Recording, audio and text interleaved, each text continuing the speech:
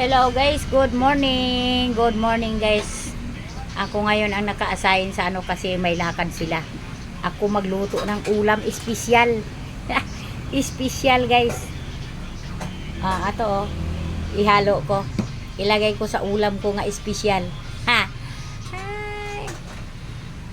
Magtipid ngayon ang lula guys kasi alam nyo na guys. Ayan, mag-umpisa na ako ha. Uy, ay.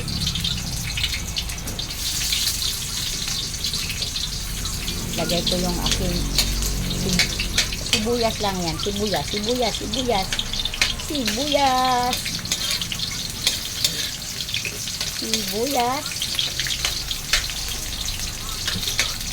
Ayaw ng mga apo ko yung bawang kapag sardinas, karninas. Ayan guys. Ito guys yung kulay brown na to. Yung tabla na maliit. Hinarang ko yan dyan kasi para yung hangin. Hindi hahanginin. Open kasi yung ano namin. Open. Ayan. Tuloy ko lang. Ayan guys.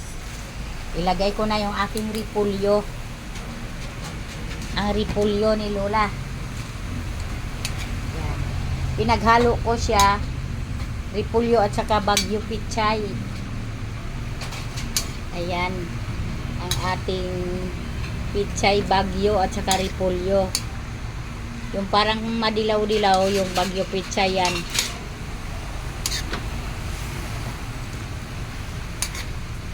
Ayan guys, tuloy ko lang yung aking pagluto guys ha.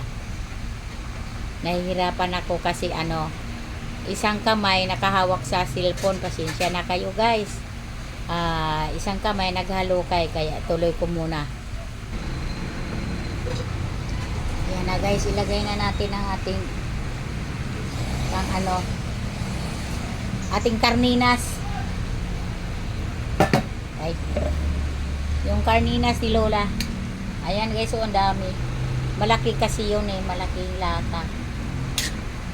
Alam nyo guys, nilalagay ko yung aking karninas kapag kasi para hindi siya madurog. Kasi nung una ginigisa ko pa yun.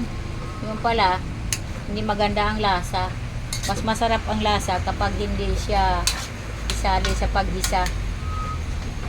Hindi siya isali sa paggisa, mas masarap. Ang aking karninas. Espesyal yan guys, espesyal. Nakakabusog na din yan. Ayan guys, kulo na siya. Lagyan natin ng kunting sabaw guys. Kasi yung hanapin ng aking mga apo, sabaw man, hindi man yung laman. Isang apo ko lang na babae ang mahilig sa gulay. Yung babae lang na maliit. Kay Bisaya daw siya. Sabihin niya sa akin, Bisaya ako Lola. Pero yung iba, yung mga malalaki, sos. Hindi yan sila mahilig, sabaw lang yan. Ayan, pakuluin na natin.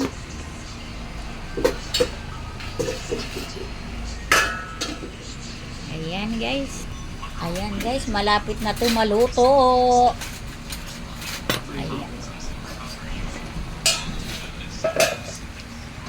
Ayan. Kulong-kulo na siya. Kulong-kulo na. Kumain ka na, Vincent. Ilagay na natin yung sauce niya, guys. Sauce sa ating karninas. Espesyal na ulam. Diba guys? Ang espesyal na ulam ko, guys.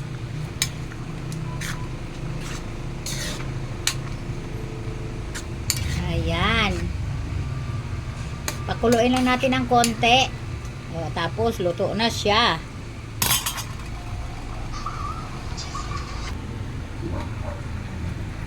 Tara! Luto na guys. Ayan guys.